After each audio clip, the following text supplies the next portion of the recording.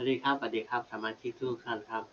ยินดีต้อนรับทุกท่านเข้าสู่ช่อง VIP ธรรมดานะครับช่อง VIP ธรรมดาก็จะมานำเสนอหุ้นไทยเช้านะครับวันที่10นะครับ10กรกฎาคม2569นะครับสำหรับหุ้นไทยก็จะมีให้ชมวันละ4รอบนะครับ4รอบ4คลิปนะหุ้นไทยเช้า10โมง5นาทีนะครับรอบแรกนะรอบนี้นะรอบต่อไปก็เป็นเที่ยงครึ่งรอบต่อไปก็เป็นบ่าย2 โมงแล้วก็รอบต่อไปรอบสุดท้ายก็คือ4 โมงเย็น40 นาทีนะครับเป็นเลขของช่อง9นะครับประมาณนี้นะครับก็ขอพระคุณสมาชิกทุกท่านนะครับที่แวะเข้ามาชมนะทุกคลิปเลยอย่าลืมกดติดตามนะครับกดติดตามกดถูกใจกดไลค์กดแชร์ด้วยนะครับแนวทางก็จะมาวางเลขให้ท่านผู้ชมได้ลุ้นเลื่อมเพื่อความบันเทิงเท่านั้นนะครับมาชมสิ่งที่น่าสนใจกันแป๊บหนึ่งนะครับ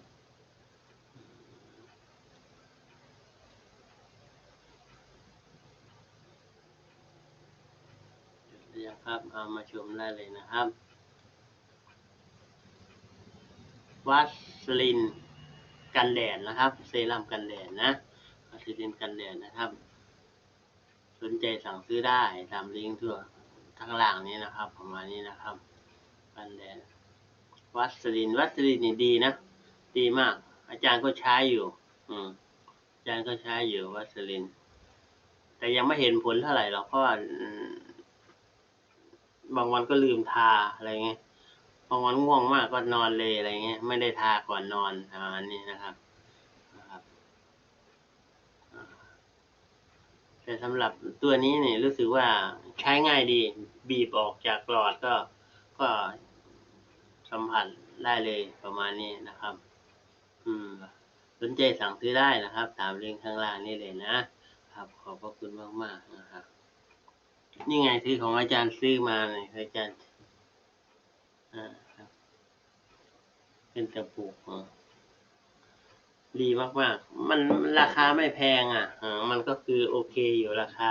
แต่ก็คุณภาพมันเกินราคาว่างั้นเถอะนะ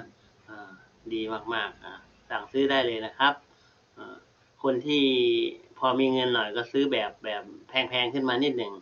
สำหรับอาจารย์ซื้อแค่ราคาเท่าไหร่เนี่ยจำไม่ได้ละ100 กว่าบาทนี่แหละประมาณนี้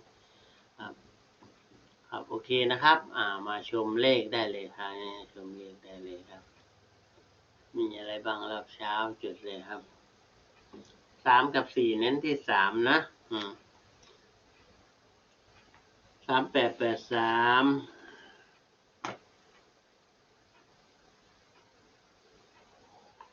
3993 3003 3113 3223นะครับจุดทันอยู่เนาะครับตามนี้ก็แล้วกันนะครับขอขอบพระคุณมากๆขอให้ทุกท่านโชคดีเฮงครับครับสวัสดีครับ